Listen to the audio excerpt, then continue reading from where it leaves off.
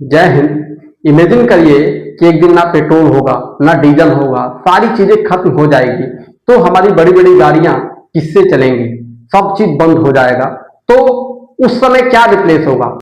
इस टाइम जो हमारे प्यारे भारत में नया जो जिससे पेट्रोल की जगह हम लोग न्यू चीजें हैं मतलब कर चालू कर दिए हैं, वह है ग्रीन हाइड्रोजन। तो ग्रीन हाइड्रोजन के बारे में हम लोग सारी चीजें लाइन बाय लाइन जानेंगे। चलिए बात करते हैं कि भारत की ओर एक क्रांतिकारी ऊर्जा का संक्रमण। चलिए जस्ट हम लोग बात करते हैं। नेक्स्ट अध्याय 1 से हम लोग शुरुआत करेंगे। सबसे पहले ये जानेंगे कि जो ग्रीन हाइड्रोजन क्या है। ग्रीन हाइड्रोजन वह है H2O में से हाइड्रोजन गैस को निकाल लेना, वही ग्रीन हाइड्रोजन होता है। आइए थोड़ा सा और एक्सप्लेन करते हैं कि पेट्रोल और डीजल पर हमारी निर्भरता। आजकल आप देख रहे हैं कि जिस प्रकार ईरान और इजराइल से युद्ध होने से एलपीजी जो गैस है, पेट्रोल जो देख रहे हैं, 45 दिन का ही हमारे प्यारे भारत में कवर है।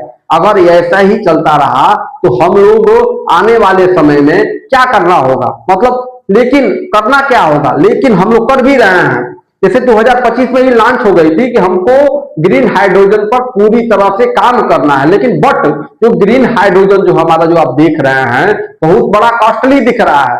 अब धीरे धीरे यह पेट्रोल को कवर करेगा, लेकिन सबसे पहले बात है कि दशकों से हम लोग पेट्रोल और डीजल ने हमारी आर्थिक, इकोनॉमी, सामाजिक जीवन शैली का आधार बनकर रखा है। अब परिवहन से लेकर उद्योग तक, इंडस्ट्री तक, हर क्षेत्र में इसी पर निर्भर रहा है। देखिए एक चीज मैं बताना यह चाहूंगा कि धीरे धीरे कोई चीज आदमी डिपेंड होता है।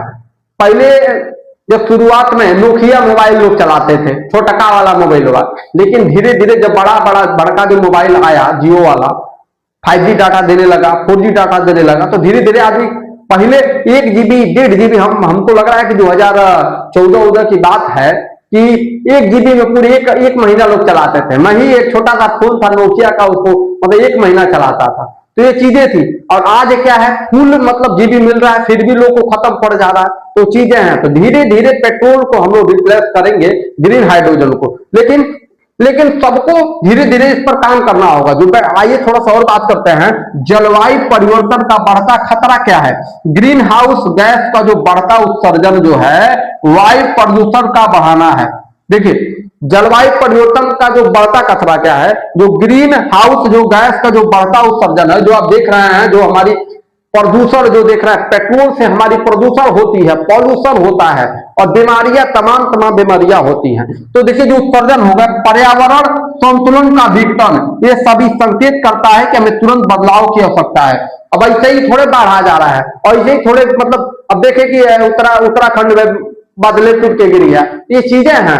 अगर कभी कभी मौसम में बारिश, कभी चेंज, कभी गर्मी, कभी टेम्परेचर, सब चीज आप देख रहे हैं। तो ये पॉल्यूशन, अगर आप प्रकृति के साथ खिलवाड़ करते हैं तो एक दिन आप प्रकृति भी आपके साथ खेलना शुरू कर देगा। तो ये चीजें हैं।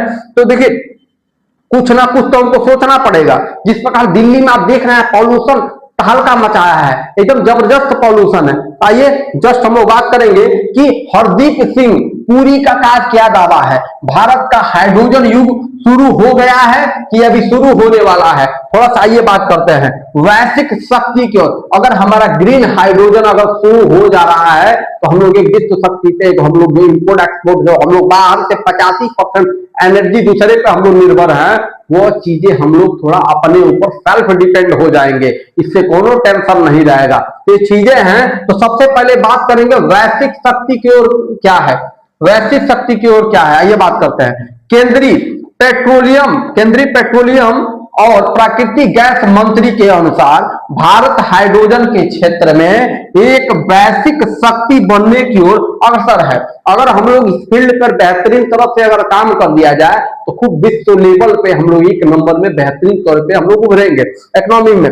यह न केवल ऊर्जा सुरक्षा सुनिश्चित करेगा बल्कि आर्थिक विकास को भी हमको गति करेगा, मतलब जो इकोनॉमी में भी हमको बहुत बड़ा मजबूत देगा, पहलू करेगा। ये चीजें आप समझ रहे हैं कि एनर्जी हम लोग पेट्रोल अब तो हल्का मच गया है। 45 दिन के पास है ना भारत के पास।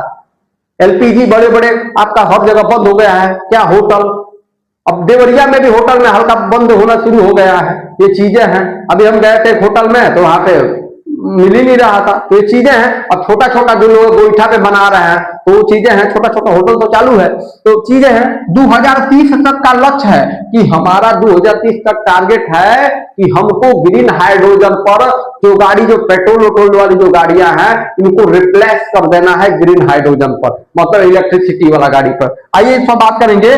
भारत का महत्वाकांक्षी जो लक्ष्य है 2030 तक 5 मिलियन मीट्रिक टन हरित हाइड्रोजन का उत्पादन करना है। यह न केवल लक्ष्य है, घरेलू जरूरत को भी पूरा करेगा, बल्कि निर्यात की संभावना का भी खोलेगा। ये चीजें हैं, यह तो अपना घरेलू तो करवे करेगा और एक्सपोर्ट इंपोर्ट भी करेगा। आइए थोड़ा सा और बात करेंगे। क्या हरित हाइड्रोजन भविष्य का ईंधन? देखिए अभी तो हमारा जो हम बताया ना, नोकिया धीरे धीरे नहीं ना खत्म हुआ, धीरे धीरे जियो तक कवर कर लिया ना, उसी प्रकार हम लोग जो ग्रीन हाइड्रोजन जो है धीरे धीरे हम लोग रिप्लेस कर लेंगे। अब आपके दिमाग में यह आ रहा होगा, सर ग्रीन हाइड्रोजन चिल्ला रहे हैं, ग्रीन हाइड्रोजन क्या होता है? पहले ही हम बता दिए हैं, लेकिन आइए बात करते हैं ग्रीन हाइड्रोजन है क्या। देखिए पानी का जो सूत्र होता है H2O होता है। देखिए H2O को इलेक्ट्रोलिसिस द्वारा हाइड्रोजन और ऑक्सीजन में, देखिए हाइड्रोजन और ऑक्सीजन में विभाजित करने की जो प्रक्रिया होती है, जो कि सौर या पवन ऊर्जा का उपयोग किया जाता है। देखिए जो हम आगे बोला है ना, H2O में से मतलब आप पानी को निकाल लेना, मतलब ऑक्सीजन को निकाल लेना, हाइड्रोजन जो बनता है वही हमारा ग्रीन हाइड्रोजन होता है। ये किसमें काम करता है? पवन ऊर्जा, सौर ऊर्जा के रूप में, तो इलेक्ट्रिसिटी में है काम करता है। जो बैटरी वाली जो बड़ी बड़ी गाड़ियां आप देवरिया में भी देखने को मिल गया है, लखनऊ बड़े बड़े शहर में तो देखने को मिल ही रहा है, और सस्ता है और टिकाऊ भी है, और उसमें कम मेंटेनेंस भी लग रहा है। तो ये चीजें हैं। अब बात करेंगे स्वच्छ और टिकाऊ क्या है, इस पर बात करेंगे। हरित हाइड्रोजन जीवाश्म ईंधन का एक स्वच्छ टिकाऊ विकल्प है। यह जलवायु परिवर्तन से निपटने में महत्वपूर्ण भूमिका निभा सकता है। अब इधर सुनिए, जितना यह पॉल्यूशन है ना, यह सब चीज को निपटा सकता है। यह पॉल्यूशन होबे नहीं करेगा, सिर्फ पानी ना छोड़ता है जी, ये चीजें हैं। अब देखिए हरा भरा रहेगा तो पॉल्यूशन सबको ही स्वस्थ रहेगा, किसी को डायबिटीज नहीं हो, किसी को सांस फूलने की बीमारी नहीं हो, किसी का हार्ट अटैक नहीं होगा। तो चीजें हैं। अब हवा, अब देखिए अब जानेंगे हाइड्रोजन से चलने वाली कारें। पहले तो दिमाग में कल्पना होती थी अरे हाइड्रोजन वाला कार होता है का, बैटरी वाला कार होता है। अब तो हर जगह गांव देहात में भी हाइड्रोजन वाला कार मिलना शुरू हो गया है। सिर्फ कल्पना नहीं है बल्कि एक वास्तविकता है। यह वाहन शून्य उत्सर्जन प्रदान करते हैं और पेट्रोल की तुलना में कम लागत में चलते हैं। पेट्रोल वाली गाड़ी तो थोड़ा खर्चा उठाती है, लेकिन उससे कम में यह खर्चा मतलब उठाती है चीजें हैं। अब देखिए आपके देवरिया में, हमारा देवरिया जो है छोटा शहर है, लेकिन बट वहां पे भी हमारे चार्जिंग स्टेशन बन गया है, तो बहुत बढ़िया है। हम लोग ग्रीन हाइड्रोजन पे बेहतरीन काम कर रहे हैं।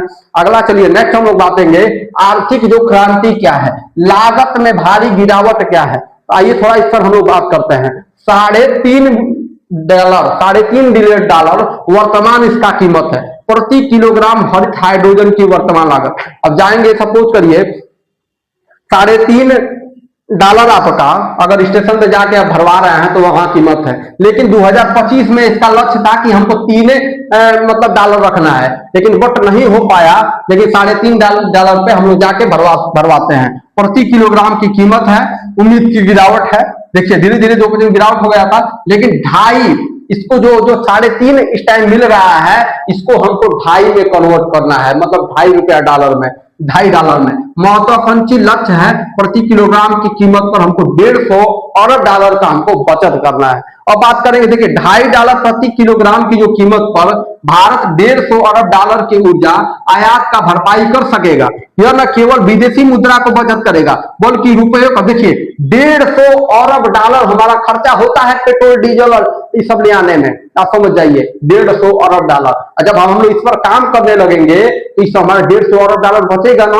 अब इस $150 अरब को मैं दूसरे जगह फील्ड में हम लोग लगाएंगे, नई चीजें हम लोग काम करेंगे। अब जैसे मान लीजिए नशा वाले में हम लोग काम करेंगे, नई चीजें पे हम लोग काम करेंगे, तो वो चीजें हैं। अब देखिए 2030 तक 6 लाख, कहीं दहाई सैकड़ा हजार 10 लाख, मतलब 60 लाख से अधिक रोजगार सृजित होंगे अनुमान है, जो कि नवीन ऊर्जा प्रौद्योगिकी निर्माण, रख रखाव में, अनुसंधान के क्षेत्र में। अब देखिए ये जब होगा तो आपका क्या है, रोजगार भी हमको मिलेगा, सारी चीजें होंगी। तो ये चीजें हैं।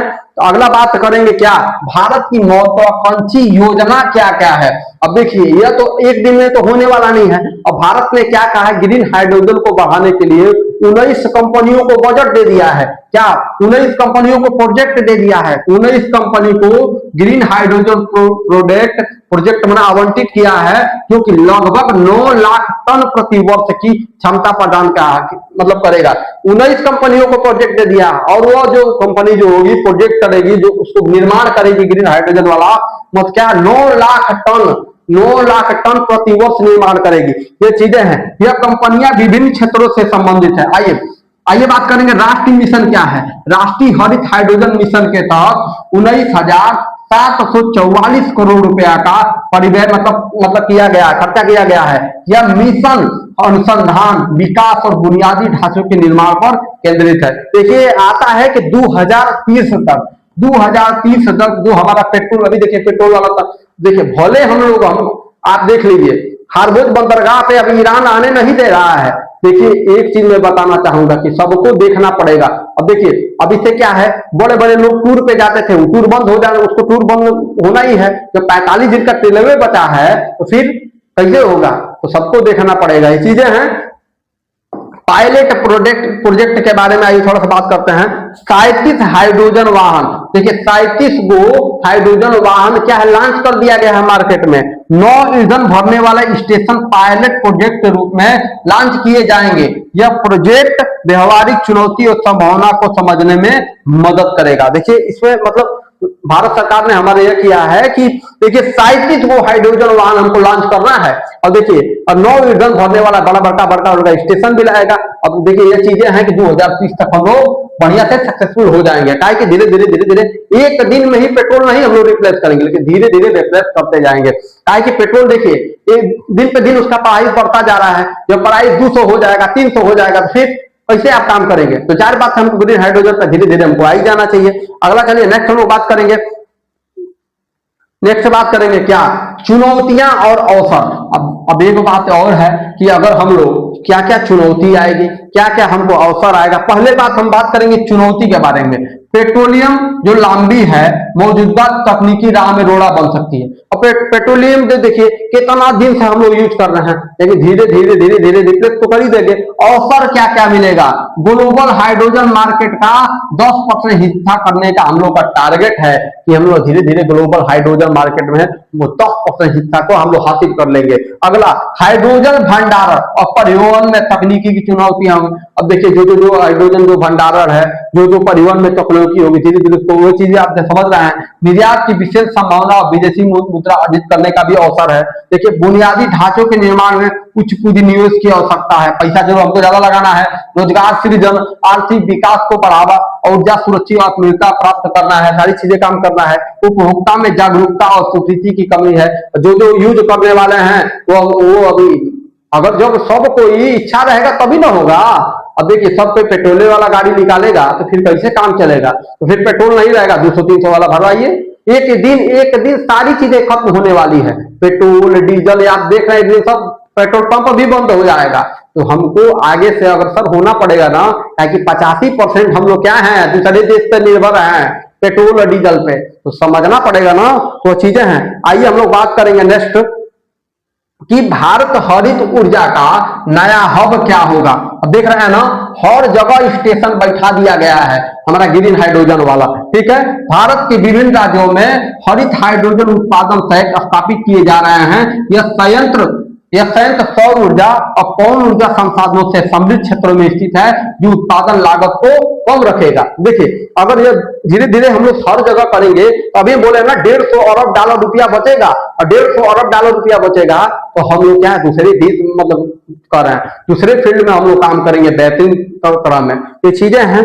अगला चलिए नेक्स्ट हम लोग बात करेंगे कि भविष्य की ओर हमको एक कदम, सबको इस चीज को लेकर हमको एक कदम उठाना पड़ेगा। क्या हमको देखिए ऐसे हर जगह सबको क्या है बैटरी वाला जो गाड़ी आप जो देख रहे हैं इलेक्ट्रिसिटी वाला गाड़ी, उसको हमको यूज करना पड़ेगा। देखिए ऊर्जा का भविष्य क्या है। हरित हाइड्रोजन केवल एक ईंधन नहीं है, ये ईंधन नहीं है, बल्कि भारत की ऊर्जा का भविष्य का नींव है।